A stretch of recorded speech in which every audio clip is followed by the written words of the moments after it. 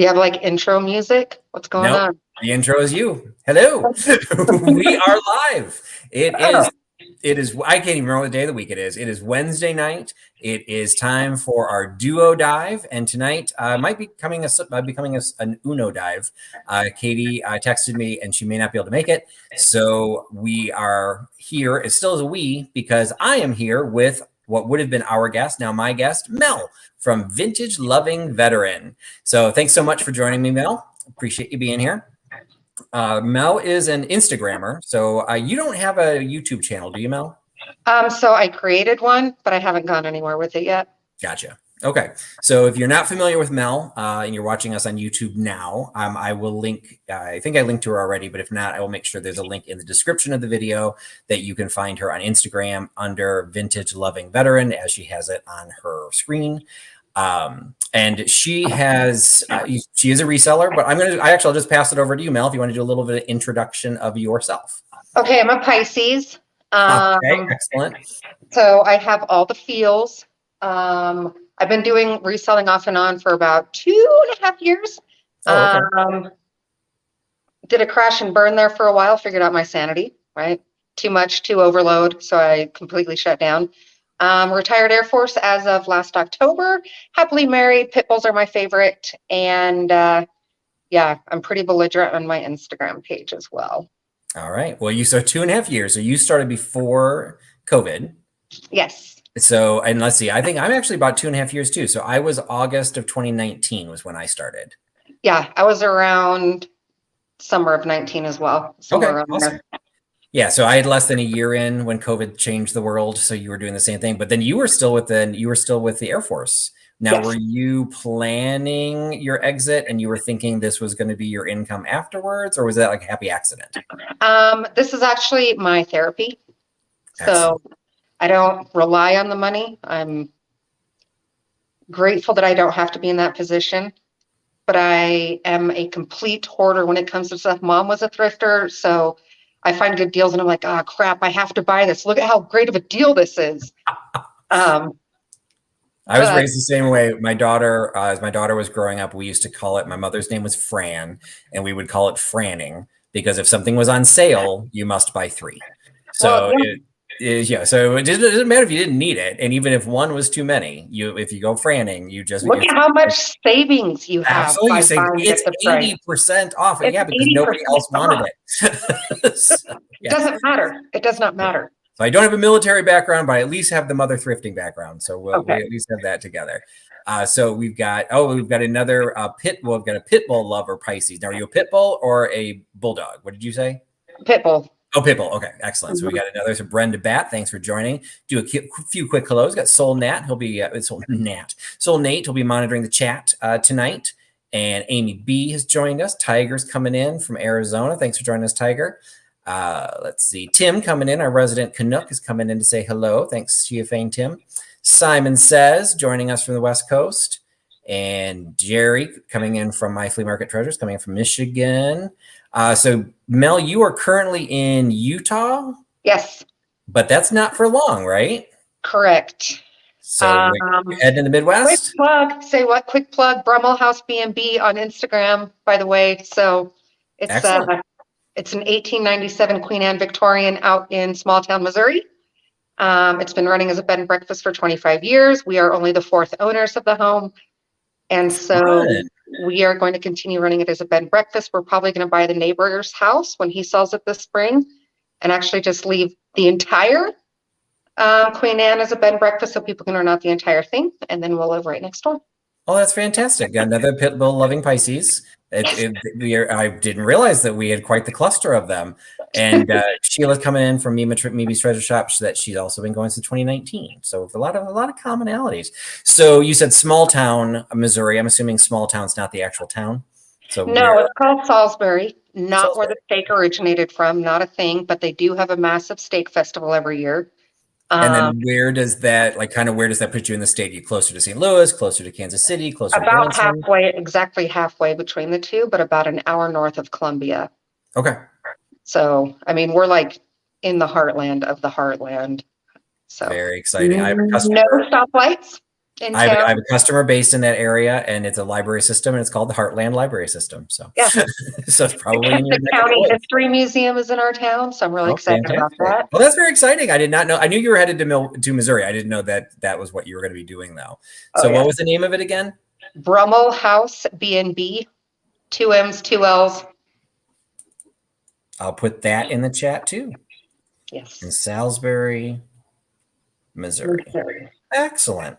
And so is it currently operating as a bed and breakfast, and you're just going to pick it up where it left off, or do you have to do any renovations or anything? It's completely renovated. Like, Oh, nice. it came turnkey with all the antique furniture, all the linens, all the everything. Oh, that's fantastic. Yeah. Lucky So, you. The universe said, "La, la, la, la, la, la, la." Yeah. Yeah. Even the universe can call you from Missouri. So let's see. Sheila's coming in from Kansas. So you'll have a neighbor. All right. Excellent. Well, thanks to everyone for joining us. Want to do some quick hellos there. So if you're here tonight, either you're used to coming to a DuoDive, or hopefully you heard about what we're going to be talking about. And we are going to be talking about shipping. And this is something that I wanted to do. Unfortunately, I wanted to do this back in like November, December, so we could do all this in time for Christmas shipping. Oh, here's all the things you need to know before you send all your Christmas gifts. It just, scheduling wise, it just didn't work out. I knew that Mel was going to be going through the move. I thought she'd be done by now. When she agreed to do it, I thought, oh, good, she agreed to this date. She must be moved now. And then I just suddenly discovered she's not. So dedicated. Mel, I totally appreciate you being part of this, but regardless, there are a lot of things that were going on, and it just kind of got pushed into February. So it's kind of a weird time to be talking about shipping, but hey, Postal Service raises its rates all the time, and there's just a lot of questions. And so it's just one of these cases where this is, or those of you who are watching it live, this is a live chat. So if you were not seeing, Jerry wants to know if your B&B is haunted. There were definitely some instances when we first got there. So we're still going to confirm. Fun times. So if you're not seeing these notes, you are not in the chat. So don't be in the comment section. You want to be in the chat section. And if you're watching on a mobile device, you will need to use the YouTube app in order to see the live chat. But if you're watching this live, you can ask questions as we go through it. And really what we're going to try and cover is just the gamut of what the Postal Service does. I first came across Mel probably about a year and a half ago. She had done a video, and I reached out to her at that time. She did a really excellent video that was talking about some of the shipping differences and how to do some of the things that Pirate Ship offered. And I just thought she had a really good way of explaining it, and it answered a couple questions that I had. She's done some other stuff on her Instagram channel that addressed, things that I even was doing wrong, and I had to recognize, that I misunderstood something. So nobody is claiming to be an expert at this point. Mel does not claim to be an expert. I do not claim to be an expert, but Mel is a military veteran, and I have a research background. It's all about facts. So all we're going to do, dig in the rag. What we're just going to do is we're going to tell you what's out there, and we're not going to try and insult anyone's intelligence and just read to you, but we're just going to say that this is the way the rules are structured for both the Postal Service and then also some third-party systems. Mel might be talking about Pitney Bowes, which I'm not familiar with. We can talk about Pirate Ship, which I am familiar with. If you're a reseller, this could be super valuable, I hope. But even if you're not a reseller, I, as a buyer, want to know what's going on, because I have received pieces of porcelain. Well, it only happened once, but I received a piece of porcelain shipped to me media mail. And I may not know the definition of media mail, but I know it doesn't include shipping a porcelain creamer. So it's like, this was wrong. And then on top of that, of course, I was charged for priority mail, but it came, so you always have fun stuff like that goes on to it. Yeah. So we will be handling a couple of different questions. So Jay Martin has one for handled damaged items. We will cover that. This is less about how this isn't a sale, so we're not shipping anything to you. So we can talk a little bit about how the postal system covers it, like insurance and whether you should get insurance. Like, that's a really valid question. And then I've seen a difference just in the time I've done it on how the postal system responds to claims. Yeah. And I've had a much more difficult time, knock wood, I don't have a lot of them, but I've had a much more difficult time lately getting a claim supported than I did when I first started. Yeah. So things have changed a long time. So that's an excellent question, Jay Martin, and we will try and incorporate that into the discussion. So what we're going to start with, and we'll do the best we can. Katie had some of the notes, so it doesn't look like she's joined us yet. I'm going to share a screen to kind of kick us off. And what I'm going to start with, and I'm going to come back to us, but this is the general definitions of all the different possibilities of shipping for the U.S. Postal Service. And so we're going to cover it from like the most, well, not necessarily the most basic, but this maybe the smallest up to the more complicated, with the smallest being first class. So with first class mail, there are a couple of basic rules. And how much of what you're shipping, why don't you talk a little bit about what you sell? Because I've seen some of your live sales, but I don't really know the breadth of what you sell. I sell a little bit of everything. If it catches my eye and I like it, then I'll sell it. So that's anything from really big glass items to 15-pound lead crystal items to blankets and knickknacks and boho and wicker and a little bit of everything. And it's definitely been a lot of trial and error as far as figuring out how to pack most efficiently. Sure. But yeah, definitely across the board. In just first class, like so the under 13 ounce, the envelope, just regular mail? No, basically I'll let it kind of guide me along. I will use flat rate envelopes if they're more advantageous, because you can actually fit quite a bit of stuff in those envelopes, surprisingly. So I will use that, but I think that that's kind of the main thing that people tend to not remember is that there are those options as well. That's a good point. And if you're right, I very rarely use them. And every once in a while I'll stumble across something. We had a question, one of the questions that came in before the chat was, are we going to cover regional rate boxes? And I went to Katie and to Mel and I'm like, I don't know anything about regional rates. And Mel's like, yeah, I don't really do them either. Katie's like, what? So we had to do a little digging and all of a sudden I'm going, maybe I should use them more often because there seems to be some savings involved there that I didn't know about.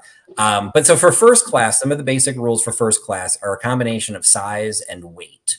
So unless you're dealing with ephemera like postcards or, really you're dealing with lightweight items, first class may never be an issue, but there's a big difference between first class postage and first class packages. And that's why I wanted to go ahead and cover it, because I will just say that I have had people ask me, it's like, well, wait a minute, you're sending me a brooch or you're sending me something small that only weighs 2 ounces. Why aren't you putting a stamp on it? Right. Because you can't. So I actually have a nifty little device here that I've never used, but I purchased specifically for this presentation. And it is a little, I think Joni in Canada, she refers to hers as the slot of doom, and it determines the cheapness or inexpensiveness of being able to ship something. And that's what this is doing, because if you look, because it's totally see-through, there is a slot here along the top that allows you to dictate the width and depth of a letter as well as a large envelope. And all of those rules are written right into here. So if you're sending a letter, just like if you're sending a bill or an invitation to a wedding, it is a maximum of 6 1/8 by 11 1/2. So, okay, that's fine. That's a fairly decent size, but it can only be 1/4 of an inch thick. Yes. So I can stick a brooch in a card. I'd be stupid if I did, or a small padded envelope that fits that size, but it's going to break the height. Yes. So when somebody says that your 2 ounce package is going to cost you $4, they're not making it up. It's because they can't send it with a stamp. Now, I will say, first personal experience, when I first started, I should ship some things that were lightweight. And I put like, it's less than 2 ounces. So I just put 2 first class stamps on it and walked, sent it to the post office. Post office actually mailed it. Then the receiving post office got it and gave my customer a postage due bill. So it's my post office. Surprise! That's a great way to start out my business. But I had no idea. I didn't understand the difference, and that's really what it is. Is it's tying to the height. So then you can get into a large envelope, which can be small, but that allows you 3/4 of an inch. So that gives you a little bit more flexibility as you're looking at being under 13 ounces. And then the other that little ruler thing. I'm sorry. Oh, the ruler is made. This one I picked off of, I think I got it off of Amazon actually, but it's made by DuoDive.ca. So it actually is a Canadian. I think it was what's the 3D printing? I think it was like a 3D printing thing. Okay. They had a template. So there's many of them available. I just thought, and it wasn't that expensive. It was probably like $15. So it's like, but I bought it and I get to write it off. But I bought it specifically for this. And I haven't used it yet, but the dimensions are right there. And so that way, when I'm trying to figure it out, or I sent some tin types recently and I put them in a hardcover and I wrapped them up in a thin sheet of tissue, put them in a cardboard style photo mailer. And it did fit through here. So I'm like, okay, I get to send those with a stamp. Like, yay me. So saved a little bit of money because they were tin types. They were relatively durable. Probably wouldn't send glass that way. Probably not so much. Something like that. But you can do the thickness, and it's just worth keeping that in mind. But as you get past that, and let me go back and share the screen, you will see when you get into first class, you have the regular dimensions. They'll talk about the letters, and these are all U.S. Postal Service prices. So there's always third-party options, which we can talk about. For first-class mail, you're not going to get anything cheaper than just buying a stamp. So just keep that in mind. If your seller is charging you the cost of a stamp, they're not making any money on the post. Well, most people don't make money on postage anyway, but they have to go buy the stamp. It's not like they're getting it any other way. But there are large envelopes and small packages. So when you get into the maximum weight for first class letters is only 3.5 ounces. So even if you've got an envelope that fits in that slot, it's only 1/4 inch, but you are sending, I don't know what would be that heavy, a metal or a sheet of lead. I don't know, something that thin. If it goes beyond 3.5 ounces, it's just, you can't do it anyway. So then you're going to move up to first class envelopes and parcels. And here, this is where there's a slight difference in third-party billing or third-party services. Post office has 13 ounces, but I know I've done it. You may not have done it. You said you don't do much in it, Mel, but I do a lot of ephemera. I've been able to go up to 15 ounces in pirate ship. The minute you hit a pound, it requires you to move away from first class, but it does let you go the 14 and 15 ounces. So that's kind of nice. And then also always remember there are additional fees for odd sizes. So sometimes if you're doing tubes, they might charge you for more. This is even saying like super lumpy envelopes. Like these are the types of things that you may need to ask for more information. Yeah. So one of the things, if you start scrolling through the regs, is determining whether or not, kind of like you were talking about tin types, right? Now, if it gets to bigger, large envelope size and you start to reach that 3/4 inch threshold, right? It can't be thicker than 3/4 inches to be considered an envelope. Yep. And it has to have 1 inch of flexibility. So if you put it on the edge of the table and you kind of do this, it has to be flexible enough. You can't send I didn't know that one. Big rigid items. So some of the programs like Send Pro, it will guide you and be like, well, is this more than a 3/4 inch thick? And is it non-bendable? And then it routes you automatically to parcel shipping rather than envelope shipping. Interesting. Okay, even that regulation I hadn't come across. So the rigidity but that does make sense. So this is getting into, then you can see the sizes go up to 13 ounces when you're in a large envelope. So this is where those cases, even if it only weighs 1 ounce, if you're sending a bunch of legal papers or even but you can't fold them, or photos. Right. You have to put it in a large envelope. You can't, even if it's under 1 ounce, you can't just put a first class stamp on it. It needs to go into the large. And you'll discover that too if you try to do the kiosks yourself. It'll ask what's the size of the envelope, and you have to sit there and try and figure it out, or use the weird ruler thing that they have. Size matters in all of this, and the thickness is part of it. When you get past the 13 ounces, or if you're past those measurements, like the 3/4 inch thick, then you end up moving to the package. And so this is the breakdown of the packaging. So now if I'm sending you a brooch that, because of the packaging or because it's a starburst or something that's got height to it, and it cannot clear the 3/4 inch, even a 1 ounce package is going to cost $4.50 into a zone very near me. This is also where it changes. First class mail, it doesn't typically matter where you're shipping it. You're just putting a first class stamp on it. It was inputs United States. Here you can see not a huge difference, but the retail rates, if it's shipping to the state next door, it's maybe $7.05. If you're shipping across country, it could be up to $7.65. And you also then have these dimensions, which if you're under 13 ounces, how you could have something over 2 cubic feet, I don't even see how that's possible. Yeah. Because the box would probably, a 2 cubic foot box would probably weigh more than 13 ounces, even if you're shipping air. So I think this is just rules, but good to know, good to have. And it does get a little complicated. It's one of those cases where you need to understand. Hopefully your shipper knows that. Hopefully your seller's been through it. But if they tell you it's going to cost $5, but it's only a 2 ounce. Think about the size of the envelope.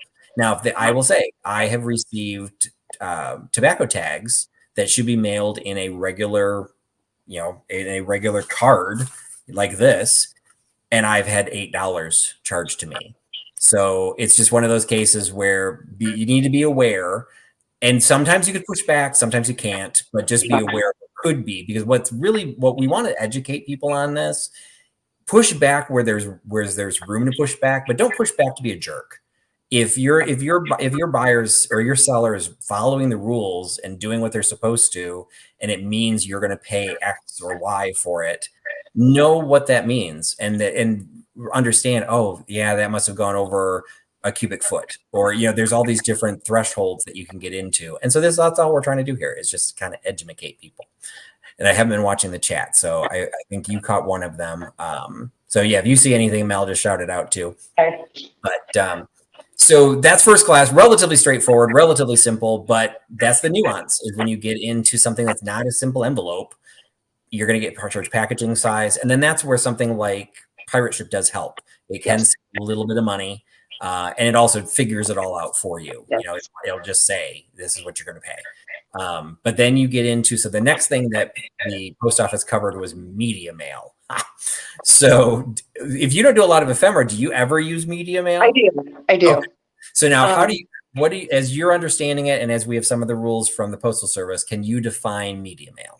Okay, media mail originally was designed for educational materials. That was the goal of it. And so to make that more accessible and more affordable to share educational material, that's how it came about in the first place. Yep. And so it's still geared towards that, which means that books are good to go. Anything that's on media, whether that's CD, any sort of actual media that's printed, or like an LP, that's good to go. However, if you're sending anything with advertising, that goes against kind of the idea of educational materials. And so the post office doesn't want to give you a discount to send out somebody's advertisements. It doesn't matter how old the advertisements are. I mean, we could go back to Lysol being used as a feminine product, and it's still going to be considered advertising. And I will 100% own that is where I made a mistake. I thought that once it passed into the vintage category, that it was no longer considered valid advertising, because these companies don't even exist anymore. Or if they do, they're not selling something for 5 cents. And when I then read the regulations, because I'm like, oh no, it becomes reference materials at that point. Well, no, according to the regulations, the reference material must be reference charts. Yes. And so the advertising, there is a like a really tiny little window for advertising, that if you have a book that is advertising other books in the series or other books by the publisher, that's actually allowed.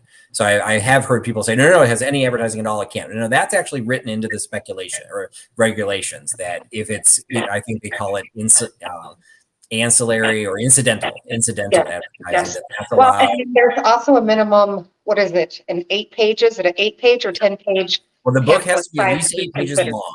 So you can't do a pamphlet. Now, this is also where, well, if you're going to send a 6-page pamphlet, you probably don't need media mail, because you probably send that first class mail.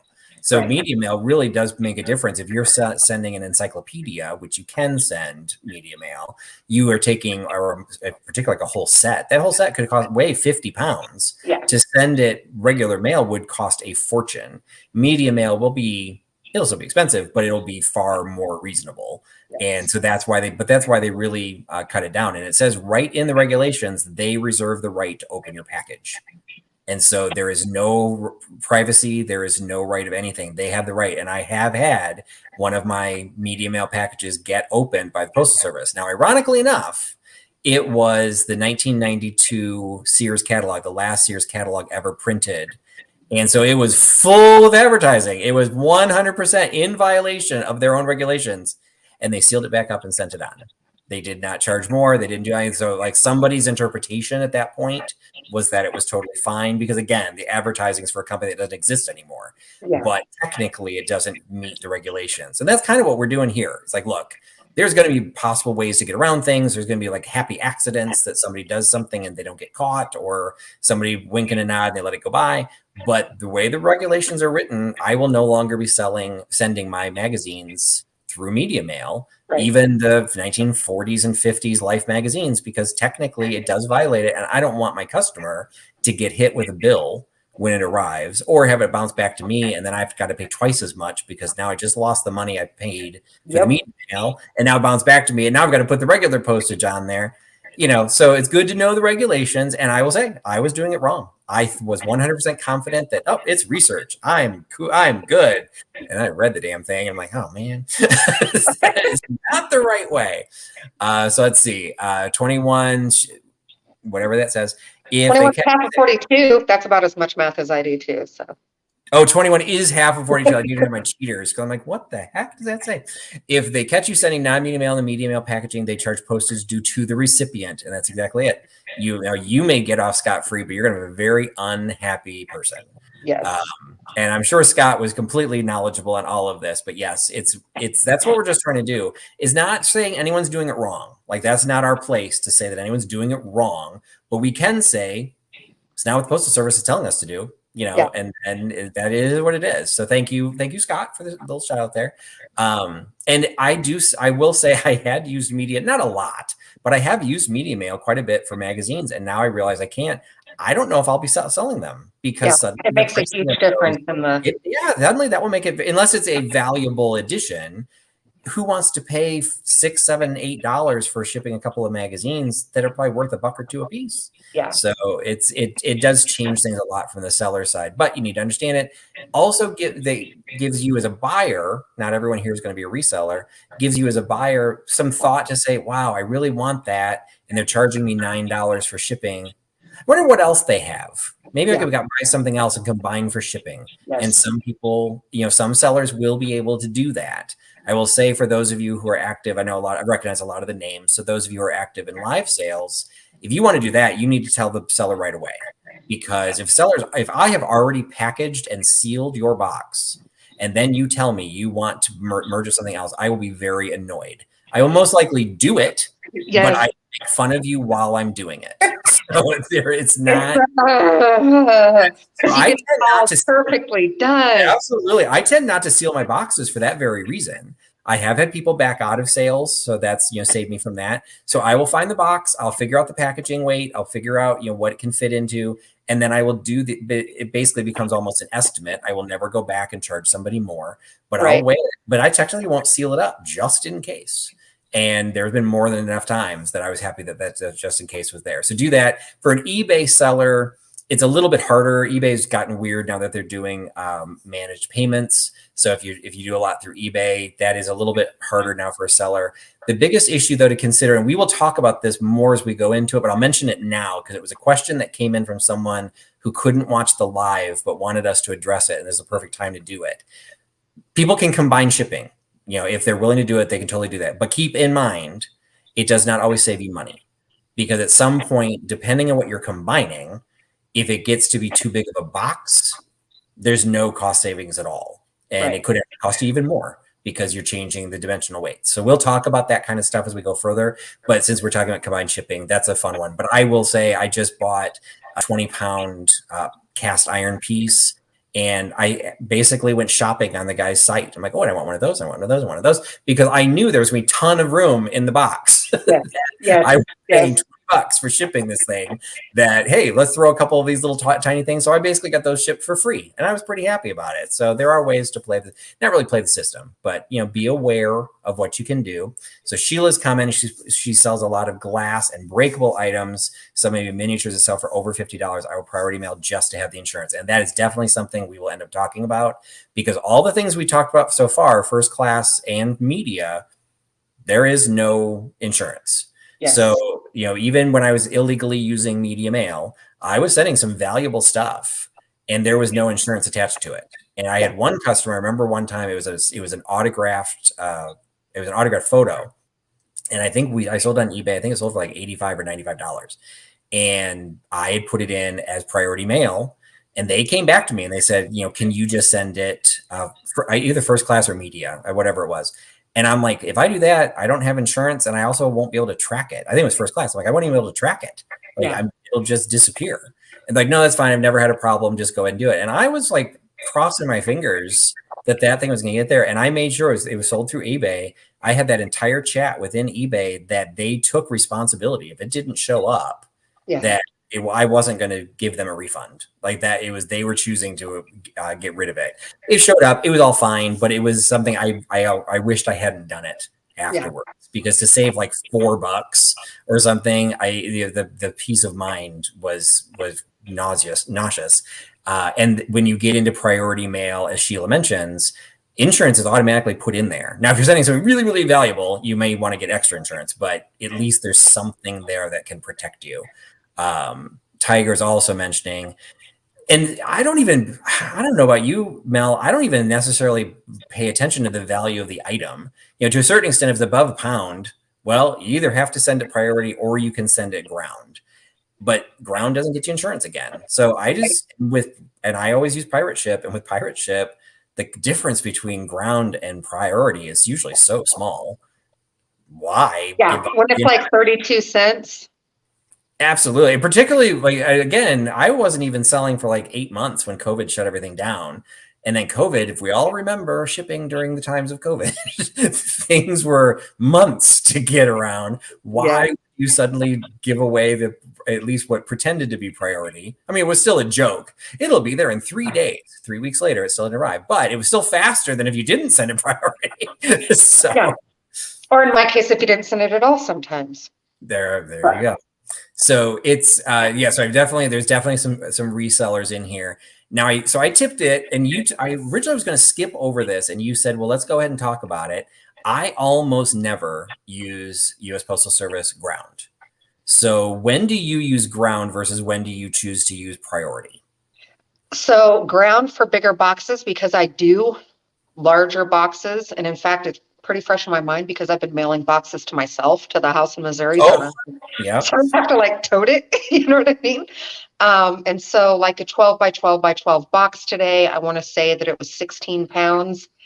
And that shipped for $19 ground, or it would have been like 28 if I would have shipped priority. So that was a significant. So the cost savings. Okay. Yes. And ultimately, I don't care if that stuff, you know what I mean? It's like, this is stuff, whatever. It's my own stuff. If it's something, I do a lot of bigger boxes when I do open boxes, when I was like, no kidding, selling daily. And my favorite of those was a 20 by 18 by 14 box. So we're talking a pretty huge box. That's a big one. Okay. And this is before Pirate Ship incorporated UPS. And so I was using Pitney Bowes because, and that was back when FedEx was actually more affordable than UPS, which isn't the case at all anymore. Yeah. So some of those I'll still send ground, but I'll pay the whatever $3 for the $100 insurance on it, or I'll send it UPS because their prices can be substantially less.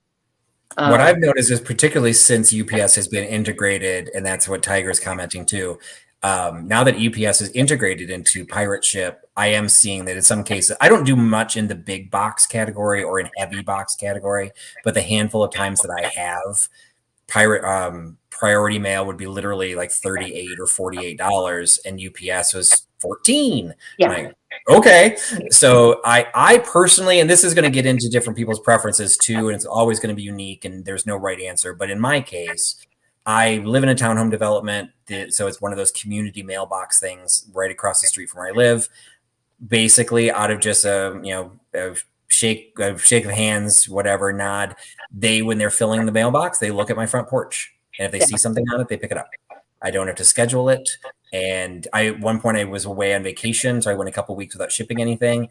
And I was home, and they happened to see me walking. It was in the summer, so they saw me walking by the door. The guy came up to the door. He's like, "I want to make sure you were okay. We hadn't seen anything from you in a while." I'm like, "Dude, that's a little stalkerish, but thank you."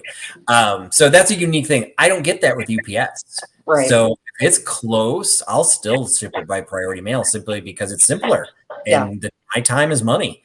Yeah. But even I can't walk away from some of the price differences I've seen with UPS. So, but UPS, there's no place anywhere near to me. And as Tiger's saying, at least in his area, they don't pick up for free. I actually don't know if they pick up for free here. I know I can request a pickup, but I just have to figure out a way to make it over there. So sometimes shipments wait a couple extra days because I can't make it all the way over to the UPS store.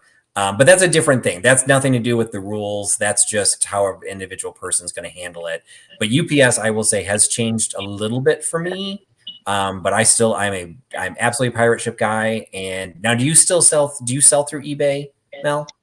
Well, I had a couple of things listed. I don't, but I think that there are a couple of people like pretty much sole eBay sellers in here that could address some of that. I think that maybe Crystal and Anna are in here, but excellent. Yeah. So I think because for me, this has come up in discussions before, I won't even use the eBay shipping options because at the end of the day, this is a side hustle for me. I have a full-time job. I want to be able to push a button in Pirate Ship and find out exactly how much I paid in freight for the entire calendar year.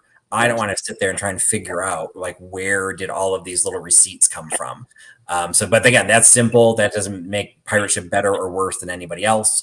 But that's the way I like it. And you had mentioned Pitney Bowes. Why don't we do a little rabbit hole into that? So I've heard the term, and I knew them as like a more of a postal meter was all I knew Pitney Bowes as. So what is Pitney Bowes the way you've been using it? Okay, so Pitney Bowes Hosts is the umbrella company that hosts SendPro Online.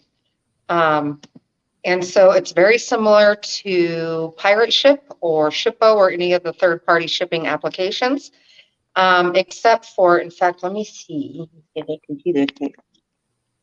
Maybe not. Just kidding. That wasn't it. Okay. I'll leave it alone.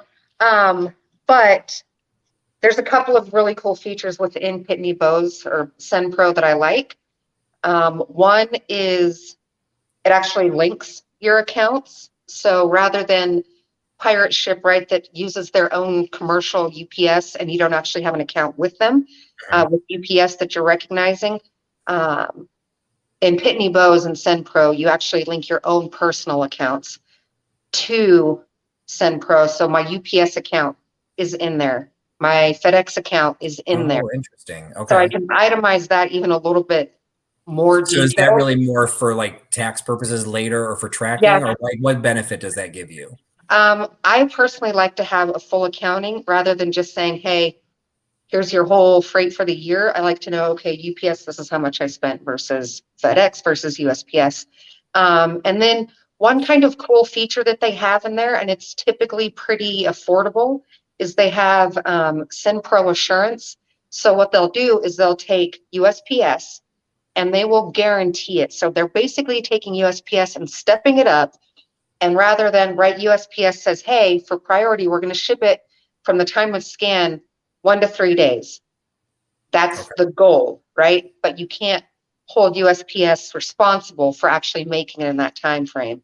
Whereas the SendPro Assurance that they have linked in, and it might be like $1 or $2, depending on the package that you're sending, they will take that priority package, add their SendPro. Basically, they're kind of running like an Amazon off of it. So it's independent drivers that are delivering it, and now they can guarantee that it's going to be delivered within that 3-day time frame from the initial scan. Oh, interesting. Okay, I hadn't heard of that. Now, that's also worth a little bit of an addition to what we've been talking about so far. We will be talking about priority mail, but compared to first class shipping, first class packages, medium mail, no guarantees at all. They will tell you estimates of how long it'll take to get there, but they're completely made up. Yes. And obviously, the longer it goes, I think my record was 10 weeks to get from Chicago to California. So, but that was the height of by way of Milwaukee, New York. Exactly. Indiana. I think the first stop was like Atlanta. I'm like, wait, it went the wrong way. So it's those you don't, but they do have options. So priority mail will expedite it and make it a little bit faster as an estimate. Priority Mail Express is where it then starts guaranteeing it, but you do pay for that. So it's interesting that Both offers it maybe for a smaller amount of a bump up. So U.S. Postal Service will offer it. We are not even going to talk about that because other than like legal documents and things like or medicines, like I don't know what a reseller would be selling that would actually need to be sent with that level of a guarantee, because the difference between Priority Mail and Priority Mail Express is significant. Sometimes gifts. People are like, oh, that's true. This is coming up. This holiday's coming up. Whatever it is, I just barely found this cool thing, and now it's 4 days away from Mother's Day. I need to make sure it actually gets to her on time. That's true. And particularly, and that was something I would even hear at the post office during COVID. They're like, well, if you need it there by a certain time, the only way to do that is this. And they would suddenly get told the retail price difference and they'd faint and wake back up. So Rochester's where parcels go to die. Yes. Well, Chicago, there was a pretty nice morgue in the Chicago area as well. So like I think we all hit the news at different points. So anyway, so there is ways for the Postal Service to guarantee things for what we're talking about, maybe other than a gift, but you're going to pay for it. So if you're somebody buying from eBay, they want you to guarantee something. I remember one time I sold something through Etsy, and because I travel full time for my job, I have to put a 5-day turnaround time, because if you hit me the day I left, I'm not gonna be back till Friday. Right. So I get an email, they bought something, they knew the 5 days, they purchased it, and then I get an email saying, is there anything you can do to ship it today? I'm like, no, I am in Iowa. So it's going to be no. I can refund Iowa. That's part of my job. So I can refund your money, but I can't do anything faster. And they were fine. They're like, no, that's fine. We'll deal with it. It's like, that's what you get when you wait too long to buy the gift. But, it's just things like that. There are ways to guarantee it. You're just going to pay for it. And so, but that's not some of what we're covering here. So when you go past first class, go past medium mail, you talked a little bit about ground. So yes, for particularly the bigger packages, it can be cheaper. But you don't get any insurance, and it's also going to be a quoted slower delivery time. The next step up is priority mail. And I will say, in my cases, with very few exceptions, once we pass the pound mark, it goes into priority mail. I don't even consider ground because I use private ship exclusively. I do now handful of times use UPS, but I like priority mail. Now, there's a couple things that I've discovered with priority mail, but why don't you give the crash course on priority mail? Okay, priority mail automatically comes with $100 insurance. That's kind of one of the bigger perks of it. Is there a difference between the 100? Because like even me, Sheila was mentioning that it comes with $50. Some were $50 insurance. Is there a threshold of what comes with 50 versus what comes with 100? I'm not sure on that. I could definitely dig into it. I think with pirate ship, everything's 100. I think it's something that if you do it through there, but if you get it direct from the Postal Service, I think there's a threshold. Right. So and I remember like back in the day when you had to handwrite everything, you know what I mean? Like you had to put the value of the item and then base your whole insurance on that, where it is nice using third-party pirate ship because then it just provides it. You check the box and it's done. It'd be done. But yeah, priority mail. So it's 1 to 3 days is what the USPS says. However, it says right in their regulations that they're not liable for that not arriving on time. That is their goal. And then again, the insurance piece of it. Also, another perk that I do like is that it is supporting the government agency that is on the decline and trying to boost themselves back up, so that they're not taken over by other mailing options, private companies, which I think will eventually will skyrise like the whole shipping process, even though it might be cheaper right now, but that's a whole other tangent. Sometimes you have to think, like, should it cost me only $10 to ship something from here to California? It's like, shouldn't it cost more? So. Yes. So I think that those are kind of, and then it's priority, even though it's in my head, it's like, this is standard mail because you're not slowing it down. You're not express mailing it. This is just kind of how standard mail should be sent. Well, I think that what's important, because it does become the standard once you're over a pound, whether you do the 13 ounces from the Postal Service or 15 from pirate ship, once you hit a pound, you don't even have those options available anymore. And unless it follows under media mail, you don't have that option anymore. The only option is going to be ground or going to be priority mail. And there are too many benefits, particularly through in my opinion, through a third-party shipper like pirate ship, the discounts are so good. In some cases, the difference between, for something that's not 20 pounds, the Right. difference between a priority mail versus ground is going to be relatively small. You might as well get the faster delivery. Your customers will like it, and you're getting the built-in insurance. Now, we talked about, we were going to say it later, and I think this is probably a good time to talk about it because priority mail gives you that insurance. What has been your experience about getting claims met? I don't like super difficult processes, and I think that maybe being in the military for almost 23 years, I don't like the red tape. And so if there's only been 2 instances where I've even considered using it and filing a claim, but ultimately I decided to not go that route just because of the buyer's input that's required to take pictures and this and that and the other. And for them to file the claim, I prefer to just refund their money and give them like an additional shop credit to like keep them as a customer rather than go through the whole spiel of trying to file a claim. That's me personally. And then if you do PayPal business or Venmo business, right, that also comes with a layer of protection for the buyer, which is a whole other thing again as well. But so if you're shipping with PayPal is your payment option for PayPal business, and then shipping priority, there's actually a dual layer of protection or like built into it. And PayPal is actually easier to do because it's more streamlined rather than battling a government agency. Now, since you haven't had any claims, I've had a handful of claims. I had more in the beginning, and then I started packing better because almost everything I ship or sell is breakable. I will say the first couple of claims I had I did get a check. I was paid for it. They did seem to get a little bit more restrictive in requiring the receiver to bring the packaging material into the post office, where the first couple of times a picture was sufficient. Yes. This next time the picture wasn't enough, and they had to bring it in, and the buyer the buyer had already thrown the packaging away. They sent me the pictures, but they hadn't kept it all. In those cases, I will just say, because this was the question that came in at the very beginning, I will refund right away. So even while I'm arguing with the Postal Service to get a claim, like if I'm trying to get the claim, whether it gets refunded to me or not, I will give my buyer their money back right off the bat.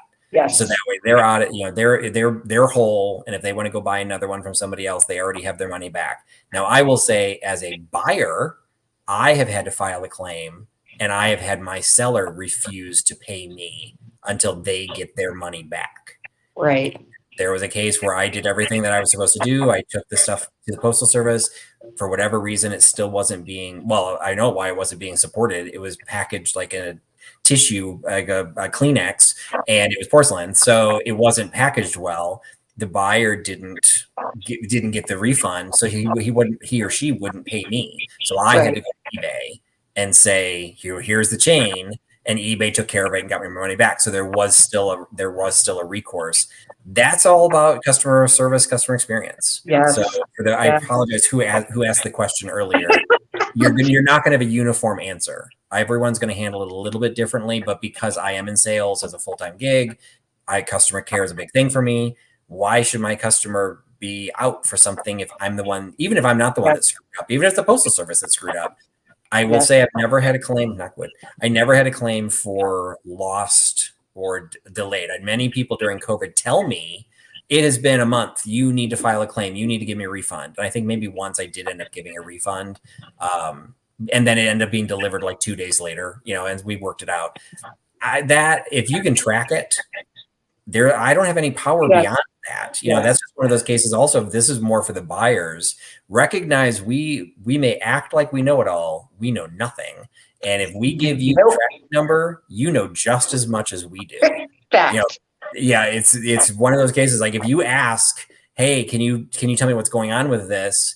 Well, if I already gave you the tracking number or eBay gave you the tracking number, all I'm going to do is type that same tracking number in and probably get the exact same thing that you got. Yes. I'm happy to do it, but don't think that as a seller, don't think we have extra power. We just, once it leaves, it's gone. Now, if something does get caught up, it's weird how it works out, right? Like if you do kind of a lost package or track my package and you kind of kick it into gear, Yep. somehow or another, like it always.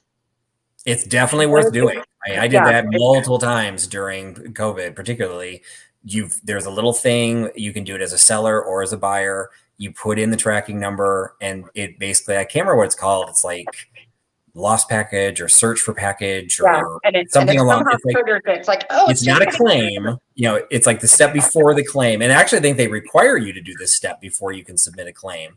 Yes. And you guys have no activity. It has not moved out of the dark recesses of Southern Florida for weeks.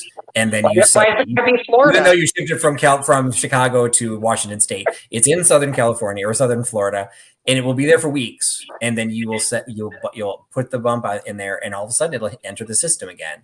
Now, what I was told is hearsay. I asked my postal service that. And here's just as a hearsay, they're like, well, one of the things it can do is it bounces to the last place that logged it.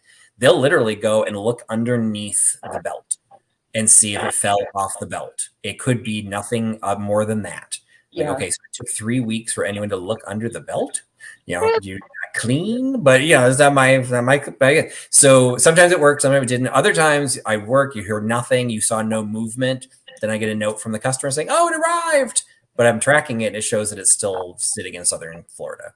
So you never know. It's you can ask, but we're just not going to have a lot of additional information. So everyone's going to handle it slightly differently. But I did want to address that question that came in. So for priority mail, what are the limitations of what you can and cannot ship for priority mail, or how you use priority mail materials? Yes. Okay. Just to back up 2 seconds, somebody said bubble wrap, bubble wrap, bubble wrap. I will share my source for bubble wrap. There's the link right there. I buy it from eBay. It's free shipping, and it's like really affordable. And so that's the most affordable that I found when you don't have enough to recycle. So that link right there is what I use for my bubble wrap. I'm not seeing your link. So where are you pointing to a link? I typed it in the chat under Vintage Living Veteran.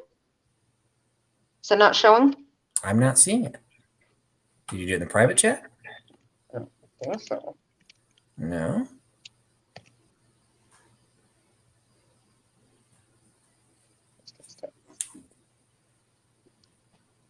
Well, we'll have to. I'll put that in the chat too. That's weird. The other place is American Bubble Boy is one that's been popping up a little bit.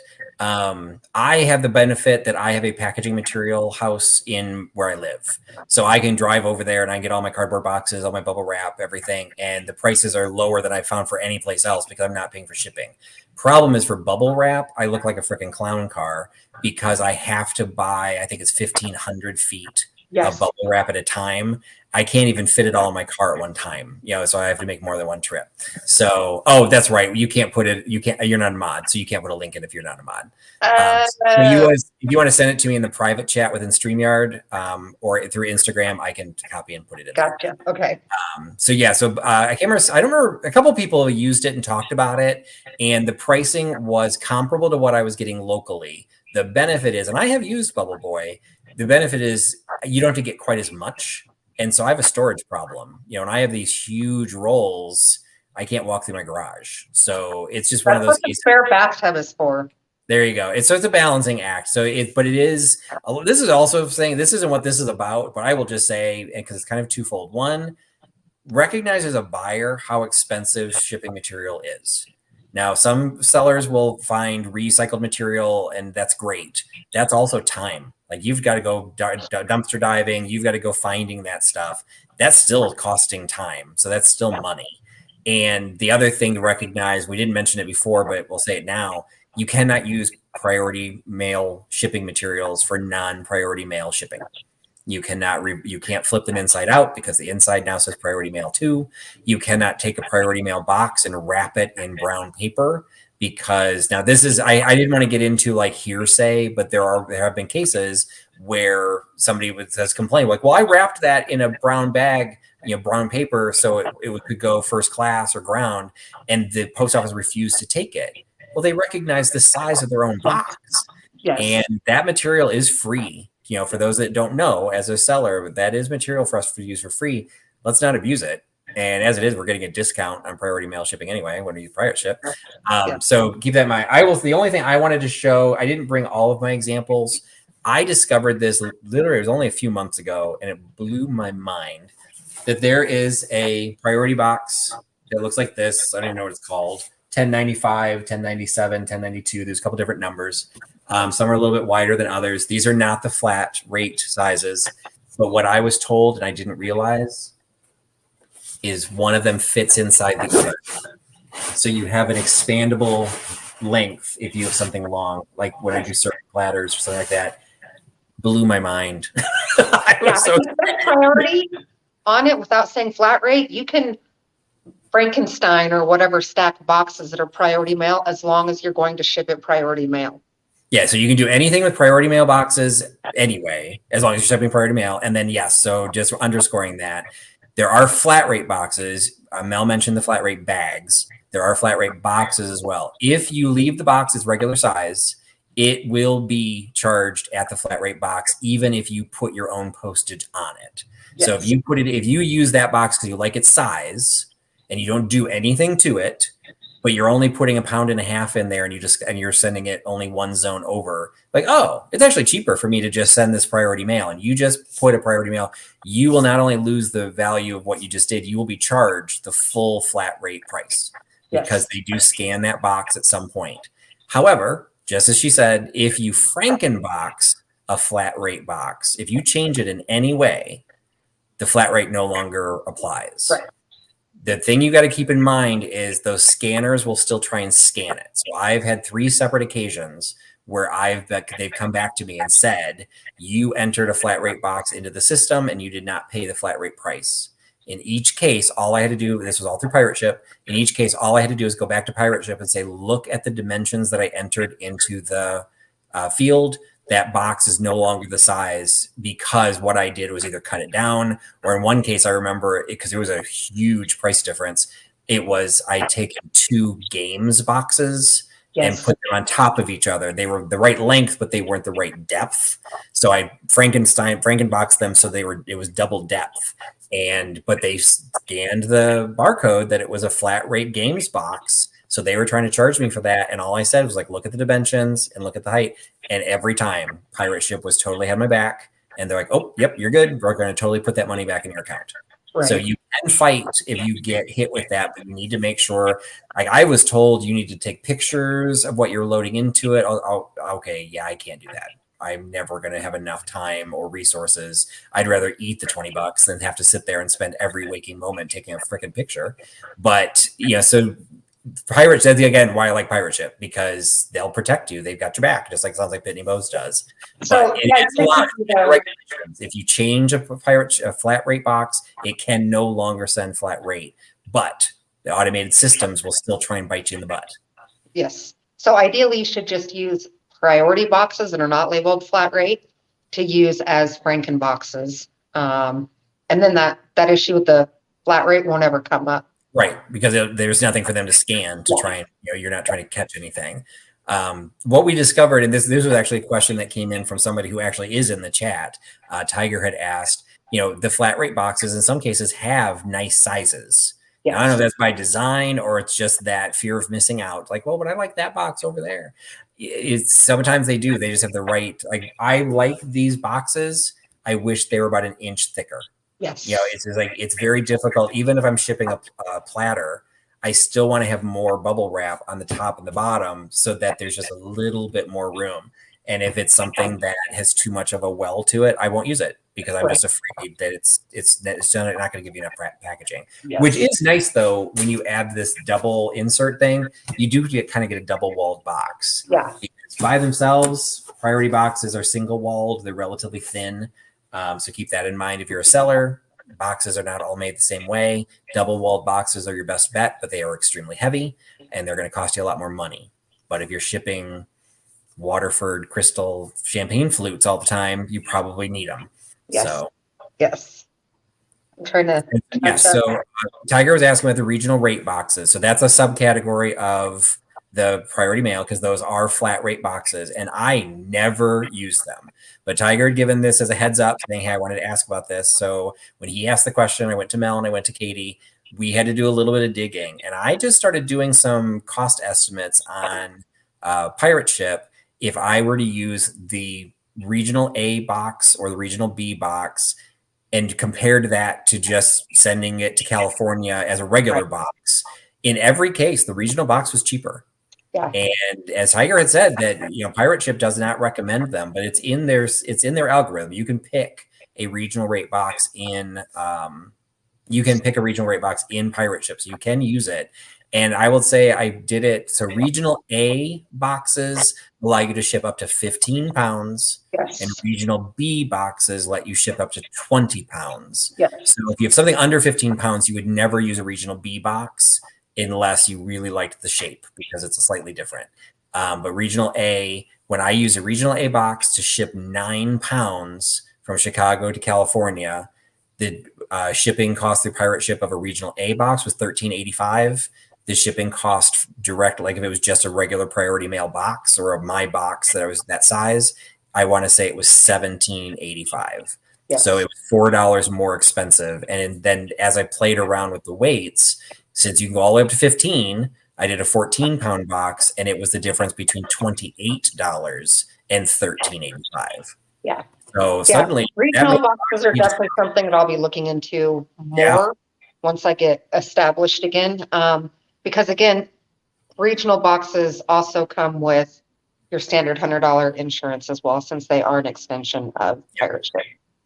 And it's one of those cases that this is what's difficult too, is if you just walk into the post office, or at least our local post offices, the only boxes that are available are the flat rates. Like everything there is the flat rate folders, the flat rate envelopes, the flat rate, everything, including the regional boxes. If you just want a regular priority mailbox, you have to order it. Now they ship for free, so they do ship to your house, yay! But you can't if you suddenly run out, or when they were having problems with their inventory and you didn't have any, you couldn't just run to the post office and pick them up, because that's not typically what they stock. But if you didn't know, for the sellers that are out there, if you didn't know, you can have an account on USPS for free. You just go in there and you can search. Every box has the box name on it. So this is box 1095. You can search for the box size you need, place an order, and most of them come in either packages of 10 or packages of 25, and they'll just show up at your doorstep in a few days. So it's great to be able to get them. And you can do like as many as you want. Like they don't put like crazy restrictions. Obviously, I'm sure if you ordered 1,000 boxes, they'd look at you, but like you can do a whole different bundle set of different sizes and different shipping option boxes, which is pretty cool. And you can also do like the padded envelopes, the flat rate envelopes. You can add all of that stuff to it. And I forgot to grab one of the flat rate envelopes. This is one of my envelopes. This is 11 by 13. The flat rates are a little bit smaller. They're 10 by 12. Yeah, I didn't 9 by 12, something like that. But they are like sort of expandable. So Primetime Treasures did a video many years ago, and he was able to shove a sweatshirt into a flat rate envelope, and I was quite amazed how well that was able to shove in there. Personally, I'd be scared it would like rupture at some point, but people swear by it. You can shove a whole bunch of stuff in there, and I totally agree, Dana. Pirate Ship is amazing. And it's super simple. So for those of you who are just kind of cutting your teeth on selling, even if it's doing just live sales on Instagram or YouTube, whatever, it's free. You can sign up and you can choose to just pay every time you get shipping labels.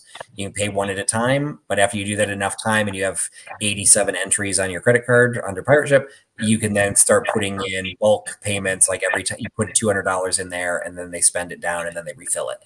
But it's totally free, and you might as well take advantage of it because it can save quite a bit of money. Yes. So yeah, it is. Y'all were right. It's 12.5 by 9.5 for the flat rate. This is padded flat rate. And you can USPS, right? If it fits, it ships. Yep. That's their logo. So as long as you can seal it. As long as you seal it, exactly. It's fitting is not sticking it out of the top. Seal it properly. As long as you can seal it, doesn't matter how poofy this thing is, it'll ship. Right. And you may need to put some extra tape on it just to make sure that the seal is probably the thing that's going to rupture first. Oh my gosh, even on my poly mailers, I always extra seal. I thought I was just figure out what's the most likely place to get ruptured if it somehow gets squeezed or something like that. And so Soul Nate, of course, you're joking with the LOL, but that's what we mentioned before. People are proud of the fact they use these free boxes for stuff other than postal, and it drives me crazy because I don't want that benefit to ever go away. All right, you've been fantastic, Mel. We've got this great chat. We've already gone over an hour, and we've not even gotten to the most interesting aspect and how I found Mel. So I didn't want to show my hand too early, but how I initially found Mel was she did a fantastic video that outlined how box and bag works. Because when it first came out on the market, and if you're not familiar with pirate ship, you might have heard the term, but in pirate ship, it's kind of, there's a category of shipping that's all kind of grouped together, and it includes box and bag, which is totally fine. But I would be told I would have customers tell me like, oh, you need to do box and bag. It's so much cheaper.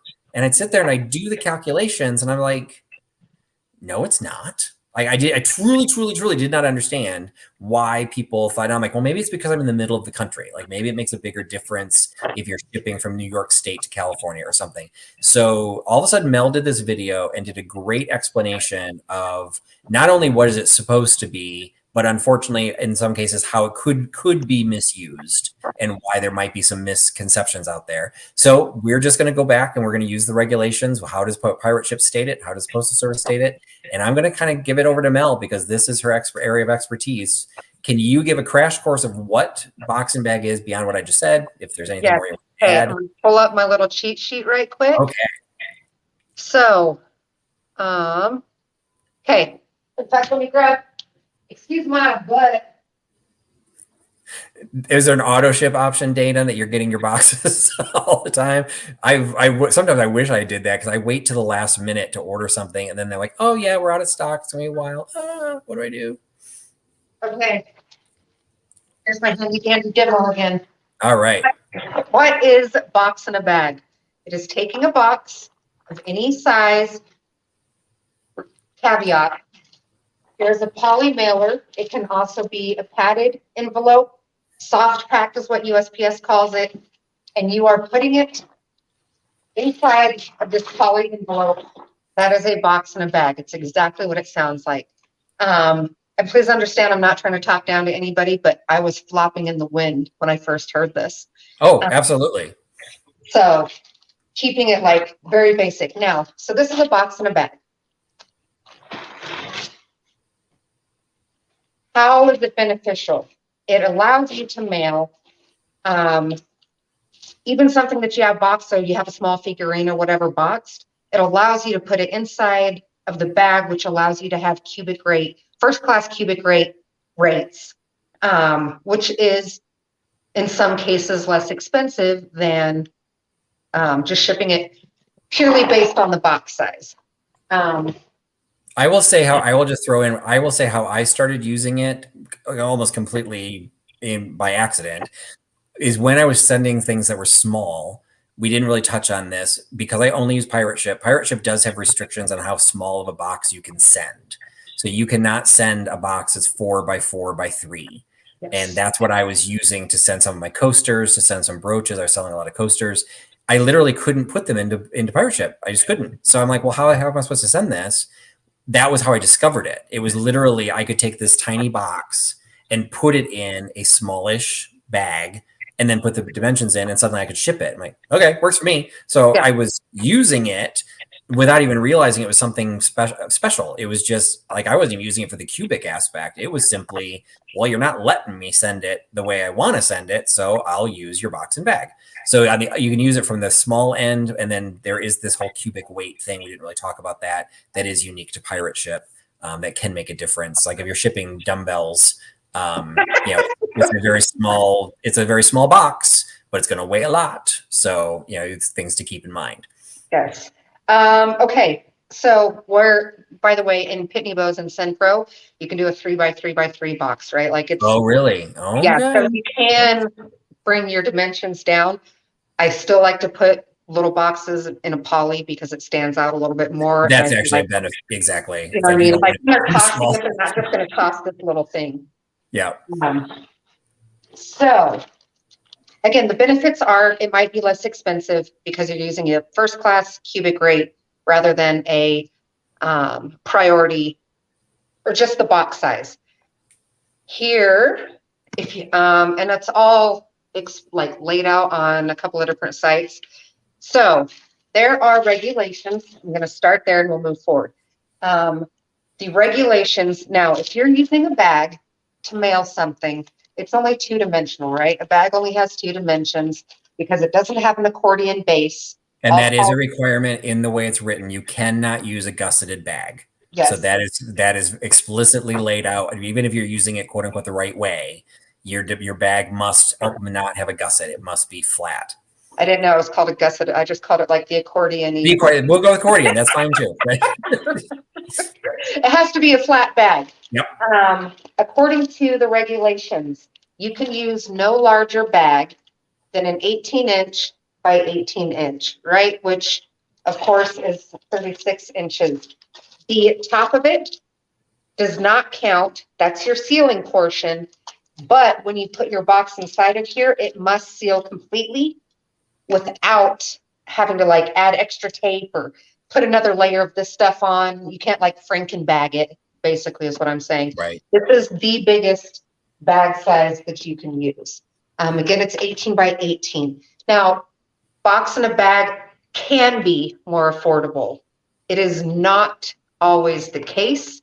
And in fact, I've found maybe it's like a third of the time that it's more cost efficient than just mailing it by the box size. Because the larger the poly bag, it bumps it up in different zones, which bumps it up in different price tiers. And now you're spending even sometimes more using a box in a bag instead of just entering the dimensions of the box itself. Well, and as a seller, you have the cost of the bag, yes, which is not minimal. You know, and so that size bag probably costs what, 75 cents? Yeah, you know what I mean? Depending on where you buy it. Yes. So I will edit the box, but then putting the box inside of the bag. Yeah, you're still getting a box and a bag. I will just edit, and this is not hyperbolic in any way because it has come up multiple times. I have never, based on what I ship, I have never had an instance where doing the box in a bag thing was necessarily any cheaper than doing a regular box. Right. I've just never come across the difference, which is why it was baffling to me for so long. Like, I don't understand why everyone's thinking this is this great thing, because I'm literally following the rules and I'm doing the calculations. And if anything, it was more expensive. So I'm like, why? And then if I have to buy a bag on top of it, I'm like, yeah, I'm not doing that. Like, they can be pretty, but I'm not going to put that extra in there. So, okay. So there's the benefit that where you can use it. Yes. Now, the reason some people feel like it's super cost efficient is because they're measuring the box size compared to the bag size. So again, a bag is two dimensions, right? And when you go to any shipping site, it doesn't matter if you just do it directly out of USPS, it's going to ask for two dimensions. Where people are misunderstanding sometimes is they will take a box, okay, like a ginormous, there we go backwards. This is 18 inches, right, by 12, I want to say by 10 this way. So we've got 18, 12, and 10. And they will take the actual measurements of the box as 18 inches and put that dimension into the bag measurements, and then some arbitrary whether or not they use 12 or 10. So they'll actually only use two dimensions from the box because it's less than 18 inches and mail it that way. And now you've got this huge box. They wrap it in a ginormo poly mailer and send it that way, which defeats the purpose of a box in a bag. Well, I think you hit it on the head too, where you said they wrap it. There's a couple of things that are written within the regulation. If you're using it as a bag, the regulation actually states it should still look like a bag. Yes. You're not taping it. You're not wrapping it in a piece of plastic that once upon a time was a bag. So, this is just one of these cases where all we can say is what the regulations state. Yes. And that if you follow the regulations as stated, these are the types of things you come across. And this is why it took so long for me to figure things out. So if you have an 18 by 18 bag, which again, that is by regulation, you cannot have a larger than 18 by 18 bag. Well, you couldn't fit that big 18 by 12 by 10 box in it. There is absolutely no way. So you run into the case where if you then say to the system, I'm going to enter, my bag's only 18 by 12. Well, let's all picture an 18 by 12 bag. Well, what can you fit into that? Yeah. Not an 18 by 12 by 10 box. Yeah. You're probably going to fit like a 14 by 8 by 6 at best, if you can still make it a bag. So by definition, you're telling the system like, oh, well, I'm only shipping this much, when in fact you're shipping much bigger. Yes. And so all of these regulations are written out. Well, even says right in pirate ship. You don't even have to go any far. You don't even go very far. It says right in, enter the measurement of the bag flat. I can't remember the exact wording, but it's saying it's you're not using at any point. You're not using the size of the box. Yeah. So measure and use the length and width of the envelope before putting anything in it. Those are the exact words that show up on at the time you choose that option. So it's enforcing the fact it's a bag. So it is a bag. You are sending a bag. You are not sending a box. You are sending the bag, and whatever fits inside of that bag is what you're shipping. But you're sending, I think it's because people hear box and a bag rather than a bag with stuff in it. You know what I mean? And so their emphasis is on a box, and now it's in a bag. So it must be the way it works. There's a question that came in from Crystal, and I want to actually highlight it. It's going a little bit down a rabbit hole, but I think it's a valid rabbit hole, because particularly in speaking to box and bag, and maybe you have more experience with this, I would think because the final product is still being shipped priority mail. Yes. Are you allowed to use a new priority mail box in a box and bag situation? Can you get away with it? Okay, but the regulations are you're still not supposed to do that. Yeah. I mean, obviously people can recycle boxes, which is what Crystal is saying, and that becomes a sticky thing as well, because if I have an absolute piece of garbage box that's been shipped 4 times and it's barely holding together and I want to wrap it in paper, I should be allowed to do it because I'm following the spirit of the rule, but to the post office, they don't know that. Right. So you do right, so it's one of those cases that, but this one I wasn't sure. So the regulation, you still would not be able to use a traditional priority mail box in box and bag, even though you're shipping it priority mail. Right, because it's designed to just be exactly what it is. Okay, I'm so glad that came up. Thank you, Crystal, so much, because I did not know that or would not have even thought of that. I don't use it, so it doesn't really matter to me, but I wouldn't have even brought it up. Let me throw this in there right quick. And there's one side thing I want to say, because you had done a video more recently, which something I didn't know. Tiger is mentioning about putting things in a bag and then a gazillion strips of tape. I was unaware you're not supposed to tape over the label, the shipping label. Yes. I was not aware of that. It made total sense when you explained it, but before I still don't have a Rollo printer. I use the double sheets of sticker for my laser printer. My company pays for my laser printer and my ink, so I'm good. And I don't ship that much. So the Rollo, to me, I couldn't justify the cost, but regardless, until I got that, I was taping the paper. Like I'd print the paper label out and then I tape. Well, I would tape the whole thing because I was afraid it'd rip or something. Right. You get caught on a machine and suddenly the entire thing would disappear.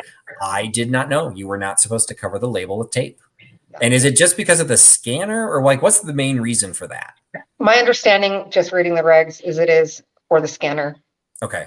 Then it gets a reflective surface or something, so it sometimes can't read it. Okay. Yeah. While we're talking about tape, you have to use at least a 2-inch wide tape. So there's that. So when you're I didn't realize there was a minute. I know you cannot use duct tape. You cannot use fibrous tape. Yes. And the only reason for that is they don't want it to get stuck in their machine. Yes. So anything that has those little fibers on it, so different types of fabric tapes and things like that, gaff tapes, they do not like those. And I one time sent something wrapped in gaff tape because that's what I had, and they said no. I had to go home and cover the entire thing in regular packing tape. So like I added like 6 ounces to the cost to the weight of the box. But I didn't know that. I had not found that. So packing tape, and I didn't know it needed to be a certain size. So I'm glad you said that. 2 inches wide. If you order tape from like Sticker Mule for, you know what I mean, vanity tape or whatever it's called, that has to go over the side of each flap by no less than 2 inches as well. And that's purely because of the weight, basically, of the tape that's being used. Okay. And then now Karen, and that's true. So Karen's saying really it's you just can't put it over the barcode. So that's true. So like if you want to cover the address or whatever, I that would take actual thought in how to put the tape on. But yes, that is what you're trying to protect, is that it's not they don't like tape, it's that they don't want to cover or reflect the 2 barcodes that are on there. Let's see what else. So I have never seen priority tape. I have priority stickers. Are you familiar with priority tape? It's like the same kind of feel as eBay tape. It has the same kind of feel. I didn't even know that was a thing. Is that also free, or do they charge for that? It's free if you are shipping priority. Okay, so do you order it as a roll, like with your shipping material? The only time I've used it is at the post office. So, if you have used it at home, then go ahead and say something. But yeah, because I didn't even know that was available. I've never come across it on the website, and I don't think I've seen it at the post office. Yeah. So that's interesting, because that would be nice. Tape gets expensive. I have a lot of people that feel like, well, no, I just get all my shipping material for free. I'm like, you get your tape for free? Do you get your printing labels and printer for free? I lied. When I ordered, like they have military kits to go overseas, right? Mm-hmm. When I ordered those kits, it did come with priority tape. Oh, okay. So because they come as complete sets, right? Like everything you need. For people that are out in the middle of nowhere, they have to be able to do. Okay, that makes sense. So that's the only time that I actually received it in the mail. But yeah, I remember people have talked about that too. Like you could ship a basketball just by putting some bunch of stamps on it. I don't think you're allowed to do that anymore. So well, they used to send babies, right? USPS. Well, there you go. Yeah. Company to actually ship babies. Yep. Just want to make sure if we've got any other chats. So I think we kind of covered where the box and bag issue comes in. There are going to be different philosophies and different thoughts on, is it beneficial, when to use it, when not to use it. My thing with pirate ship, it just doesn't really matter. Once I get to the point where I'm putting it in a bag, I'm just entering the dimensions of the bag the way you're supposed to. I'd have to go through a whole extra step to try and figure out, well, is it cheaper in the box? You just follow the rules, and you're going to figure out what the cost is, and play around with the rates. If you're a new shipper, there's a whole thing within the rates, and that's what's also worth noting is dimensional sizes. I happened to be on a chat one time with another reseller who'd been doing this for years, and she happened to make a comment. And she said, well, as long as it's below the 1 cubic foot, the 12 by 12 by 12, it doesn't really matter the size. It's all going to be based on weight. I'm like, actually, I have an experience. And what I discovered completely by accident, was I was shipping to California. I was going to use a priority box, and it was 12 by 12 by 8, but I didn't need the height, but I needed the width. I just didn't need the height. I happened to have purchased, before I really got started, I purchased 12 by 12 by 6 boxes. And once I got them, I'm like, well, that was stupid. They're 2 inches. Like, why would I pay for these boxes when I could get the 12 by 8 for free? So I was like, well, I really don't need the height. Maybe I'll just use up the 12 by 12 by 6. And I suddenly put in the exact same weight, changing it to a 12 by 12 by 6. And the difference between shipping a 12 by 12 by 8 and a 12 by 12 by 6 was $10 for a 4-pound box. I was shocked. And it was because 12 plus 12 plus 6 keeps you at 30 linear inches. 12 by 12 by 8 puts you at 32. 30 was one of the cutoffs. And so there's a bunch of cutoffs that until you start doing it enough and playing around with the rate feature in pirate ship, it also doesn't matter if your package is 4-pound 1 ounce or 4-pound 7 ounces, costs the same. It's not going to get until it gets to 4.4 pounds 9 ounces that you bump into another weight. Yeah. And so like what I'll do is as I'm filling it, I'll weigh it. And if it's at 3 pounds 14, okay, you know what? I'm going to put bubble wrap as the filler so that I hope I can keep it underneath 4 pounds. But if I'm already at 4 pounds one, yep, craft paper is going in because it's cheaper and it's not going to change until I put 7 ounces of the craft paper in there. Yes. People don't think of that. I've heard many sellers talk about, the difference between like, oh, I was so upset. I did my label at 4 pounds 2. And then by the time I taped it up, it was 4 pounds 4. Oh, what am I going to do?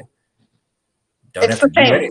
It's Same thing. the same weight. It's once you, and in some cases, it's even the full pound. There have been times where I'm like, oh man, I thought it was going to be 4 pounds 7, now it's 4 pounds 10. And then I go to do it, I'm like, oh, it's the same. Like okay, I don't even understand why that happened. So Steph is asking, is there a chart? Oh, hey puppy.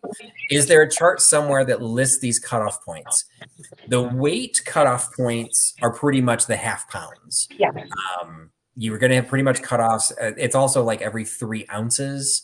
I think 1 to 3 ounces is a weight, 4 to 6 is another weight, 6 to 9 is another weight, and then 9 to 13 up to 15 is another. So again, you've got, but they're small. Like you're going to bump 50 cents. It's not a huge difference.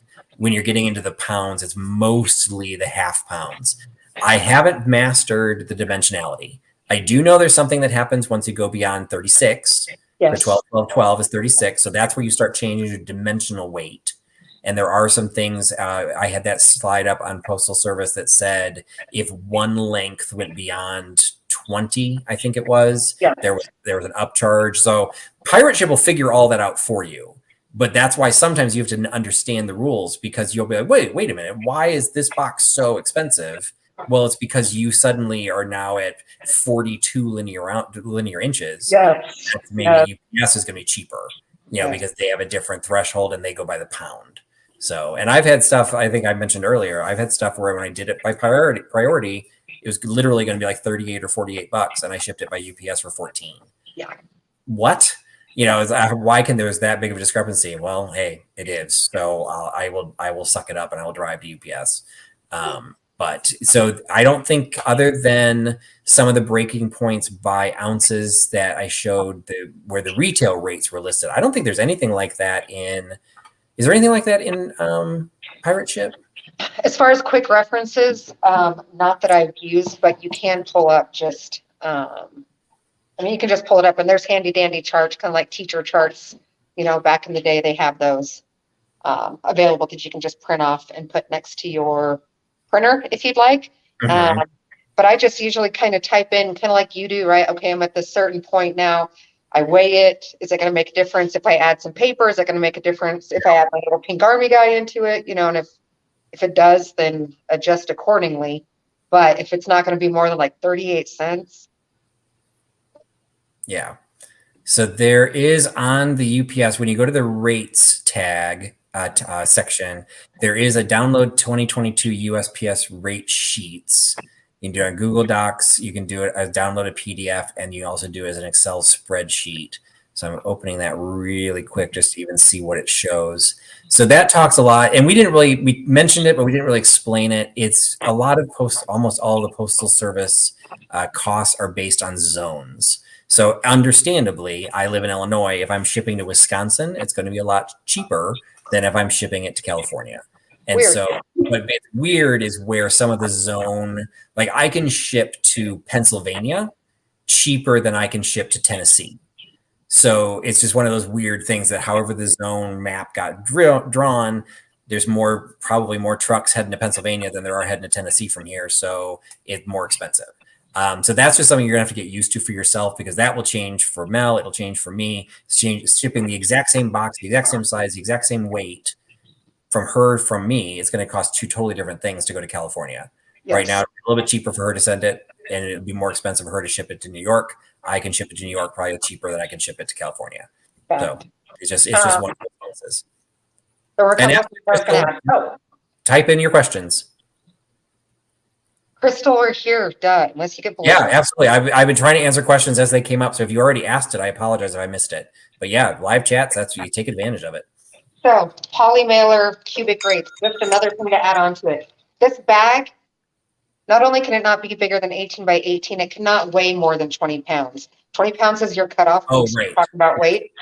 And it has to look like a bag. So don't form it don't wrap it like a present. It needs to be clearly recognizable as a bag, and everything needs to seal down just using the poly mailer, not, again, like I said, not trying to hoopty it up. But yeah, 20 pounds is the limit. The And other thing I discovered when I was researching specifically for this presentation is something else I've been doing wrong. Well, I've been half doing it wrong. So, like the example that you have, the 18 by 18 bag, if you put something in there that is maybe 15 wide, but only 10 deep, you would have a bunch of extra inches at the top of the bag. You are not supposed to fold that flap down. You're supposed to measure the bag as it is empty. And if you're not going to use the entire bag, you're supposed to cut it down so yes, that then you're only saying it's an 18 by 16 or 18 by 14 or whatever that measurement would be. I was still entering, like in that example, I was still entering 18 by 18, but then I was folding the bag over, if particularly it was double, if it was a bubble mailer, because I wanted that extra packaging. Well, that's not what you're supposed to do. So it's one of those cases that I'm not 100% sure why that is. Do you know why that would be? Like why they care? my only guess would be is if you have it folded over like too many times, now you leave this area that There's could potentially, that could potentially get And absolutely, Tiger, we didn't really, she was using the example of the largest bag. This one I use fairly regularly, not really for boxing bag, which is as a bag. And my I use the 9 by 11s. Those are kind of my standard, or the 6 by 8. 9 by 11 or 6 by 8 are kind of my. And the only poly bags I have are actually for my bag and board stuff. I've got poly bags to ship, comic books and Life magazines and things like that.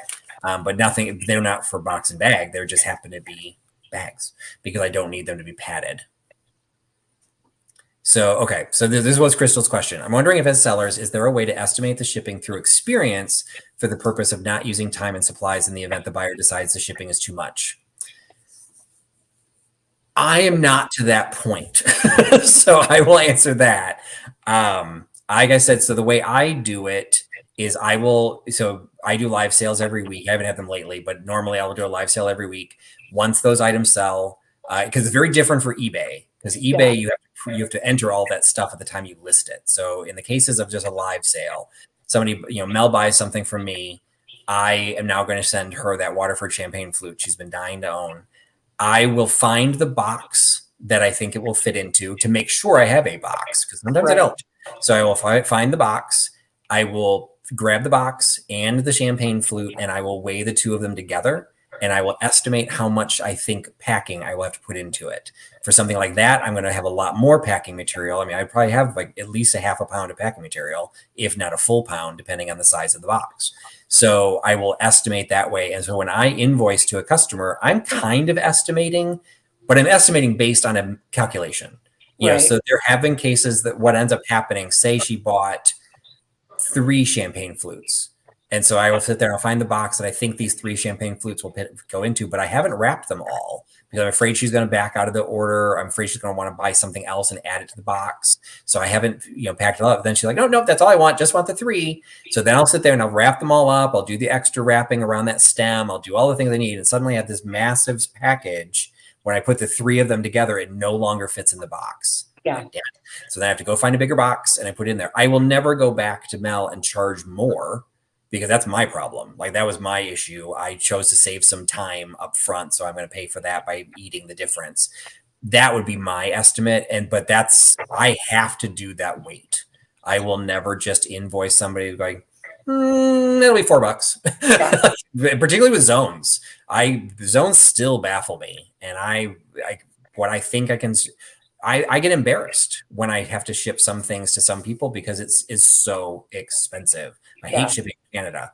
I feel guilty sending things to Canada because it's so ridiculously expensive. But there's nothing I can do about it. Not making any money off of it. But suddenly you bought a $5 item and you're paying $22 for shipping. I feel horrible. So yeah, speaking on that, I have basically not recommended, but recommended to some buyers if they're only buying this one little thing. So my kind of rule in my head, if it's medium mail, it's going to cost at least $320, right? $319 is the cheapest that you're going to be able to get any medium mail. It doesn't matter how small or whatever. So you're going to pay at least $3 for medium mail, even if you only buy a book that I'm selling for $2. as far as items go, I kind of go, you know what I mean? If somebody just wants a quick, hey, how much is this going to be, do you think? $9 is my starting, where depending on the item size, I know it's probably going to cost at least $9 no matter where it's going. And then based on the bigger boxes that I use, because I do open boxes so often, I know that it's probably going to start at about $25 UPS to send a big A box stuffed to the gills. But then when you compare it to $9 for this and $9 for this, that's actually a super savings for people. Sure. And so I kind of run it that way, but I'll never say less than $9 for shipping ever.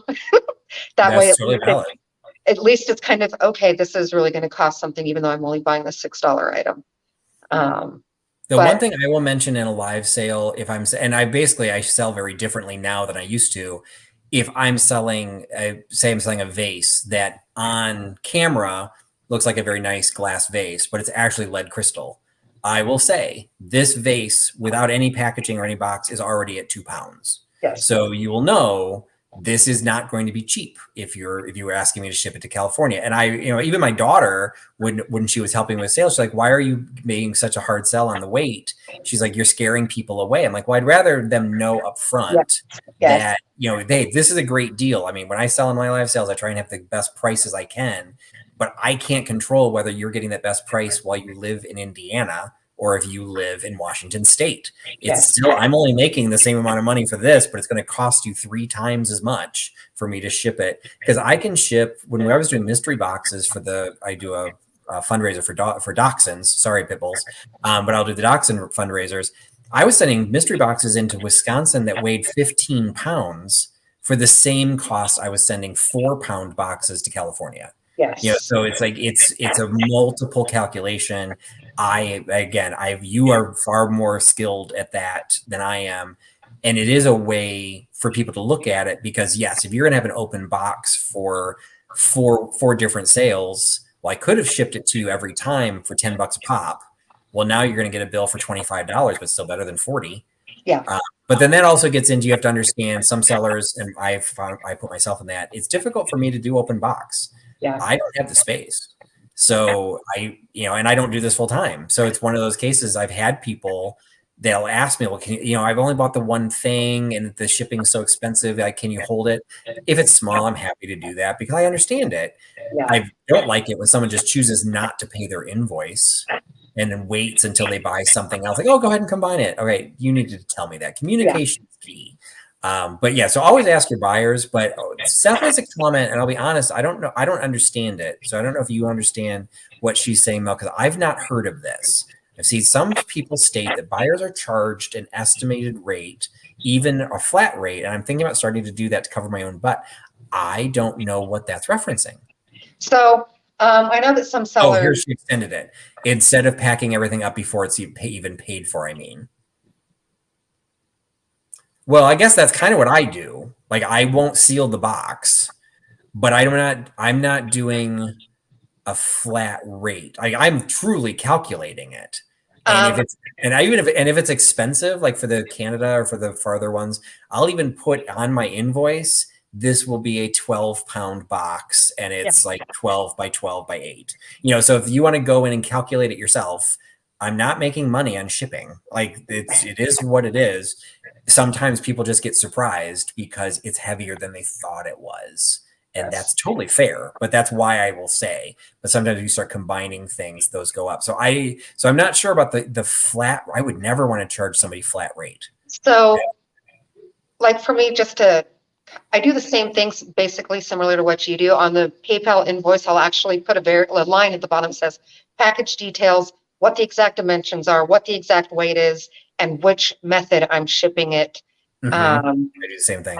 And then if there's a question, like a newer buyer or whatever the case may be, I'll even put in parentheses the cost comparison for first class cubic box in a bag or whatever it is, because at least it shows and displays to them what their other options would have been. Oh, interesting. Okay, I've never done that. That's interesting. And then Tiger's even saying, so Tiger's saying that he'll do that and then give a disclaimer. See, that's the thing. I recognize that what I'm doing, I'm not going to say that it's not kosher, because I have no qualms telling everyone what I'm doing, because, maybe 70% of the time it doesn't matter. But in the cases and it does go both ways. Now, there's going to be a handful of times where I thought it was going to weigh 4.5 pounds and ended up weighing 3 pounds, 14 ounces. So technically it was a little bit cheaper. If it's more than $2, I'll actually give you the rebate. I'll actually give you a credit. I'm not here to take your money off of shipping. So if I overestimated shipping costs, and it's a balancing act again, am I using my 50-pound craft paper, or am I using the bubble wrap? Sometimes it can make a difference. But if I ever go over, or I'm sorry, if I ever underestimate it, I have never gone back to a customer and asked for more money. And that's why in Etsy, that's why I stopped doing free shipping, because I made such a big mistake in the free shipping calculation, having to ship a dinner service to California. The shipping cost ended up being more than I sold it for. Yes. And I had no recourse. I literally had nothing I could do about it. And I took away free shipping right there, because I'm like, nope, there's too much at risk, which is why I mentioned earlier for this, I can't remember who asked the comment. I obviously can't do that for eBay. In eBay, I'm doing the pre-weighing. I'm figuring that out now in advance, because I have to enter that in, because it's calculating your shipping.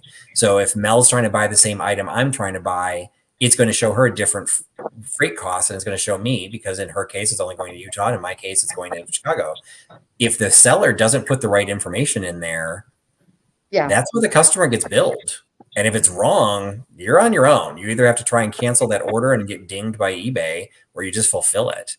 And I'm actually filling an order today that I'm losing about $1 in the shipping cost, because I don't know what I was thinking when I listed it. But it was first class mail, but I somehow misentered it. And what I'm actually paying to go out the door is like $1.20 more than what the customer paid. Yeah. Oh, well.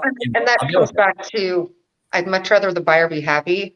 Mm-hmm. Because for me, it's kind of like when buyers, I'm selling something for $9 and they're like, well, can you bring it down to like $7.50? And I'm like, oh yeah, no. Please don't come to me, right? For me, that's disrespectful. Please don't come to me and ask me to. And I think when people do that, they're not. I don't think anyone means to be disrespectful. They just don't understand. They don't understand the system. So I just had this was through eBay. I had it was originally listed for $400. I took an offer that was lower, so it brought it down closer to $300. There's a $300 punch bowl. It was the largest thing I've ever shipped. I had to go buy a box at Home Depot just to find a box big enough to fit this thing in. So I had to spend an extra $4 just to buy a box. Before she bought it, she sent me a question, and her question wasn't, would I take less on the price? It was, could I do better on shipping? Because the shipping cost through eBay was going to be something like $67. And I went back to her and I said, I'm very sorry, I cannot do that, because at this point I was shipping to Washington State. It was 22 pounds.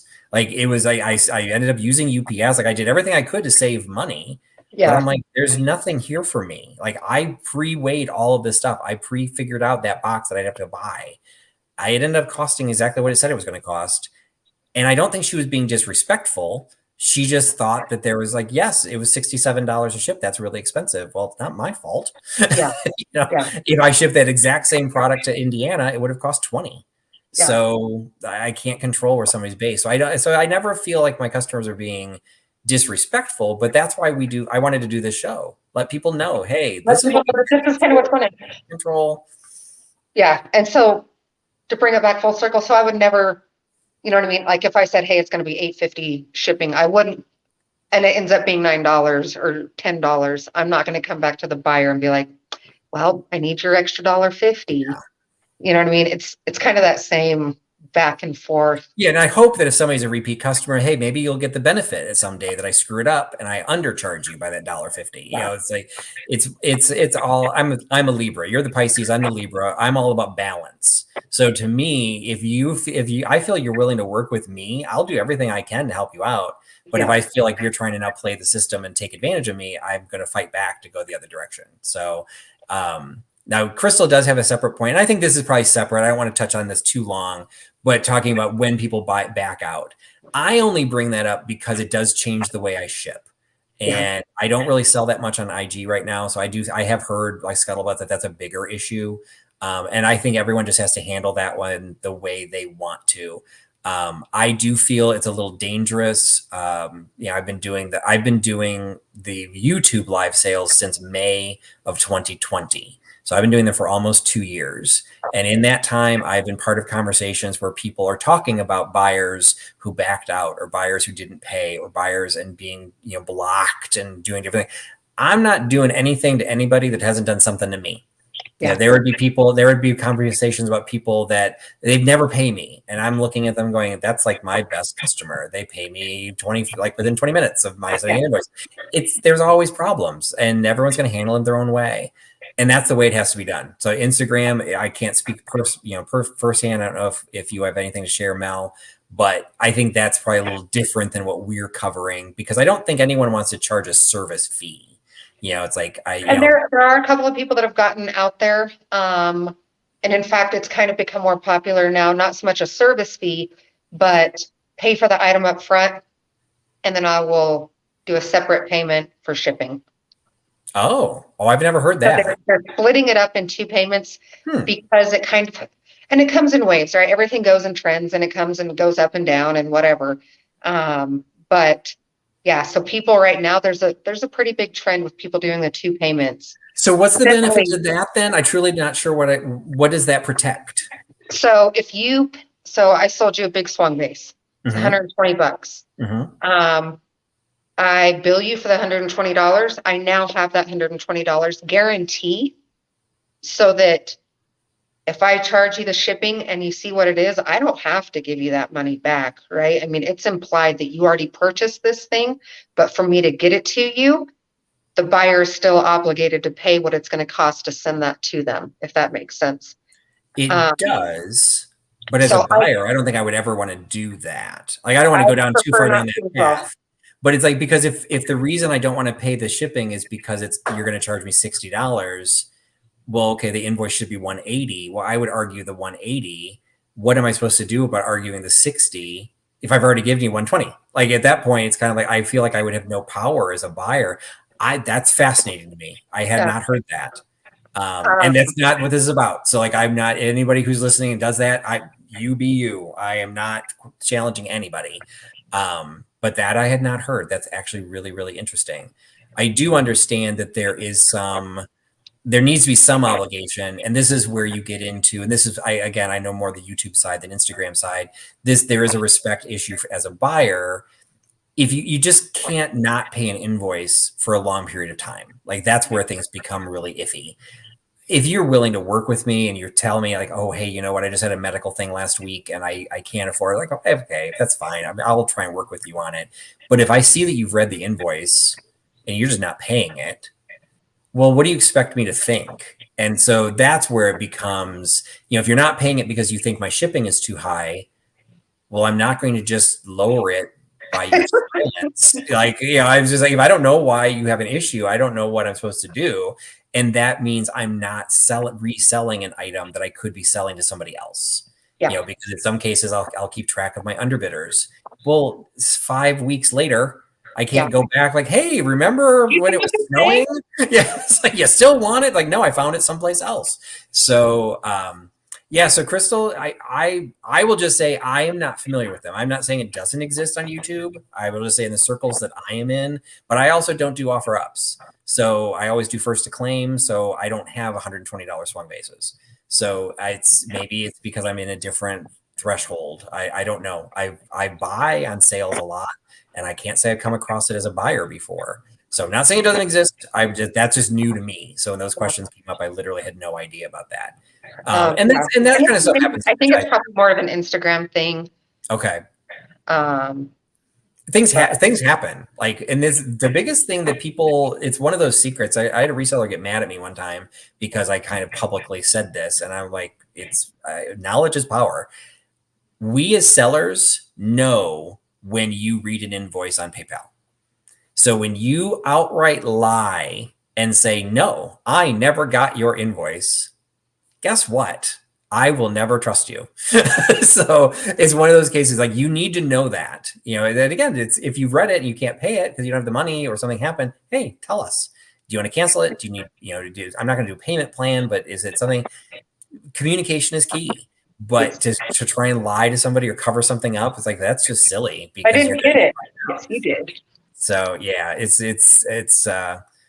yeah, and I would have to agree with you, Tiger. It just seems like it takes the power away from not that I don't want to make it a power struggle, but it kind of changes the dynamic and it puts the buyer in a different situation.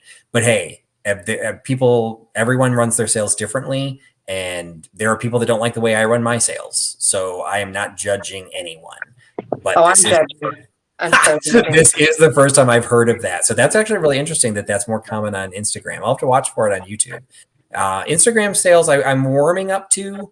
My struggle is I still watch them on my phone, so everyone's like an inch tall. And then when they do the 4 seller screen, one of them has the comments over their face. I'm like, yeah, I don't even know what you're selling. So, and that's actually a common experience.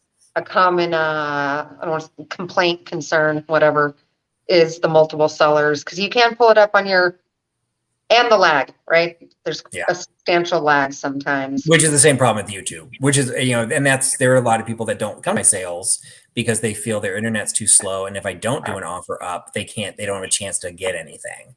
I'm like, you know what? I didn't sell half the stuff in my last sale. You could send me an email 2 weeks later and you'd still be first to claim. So, yeah, it's, you never know.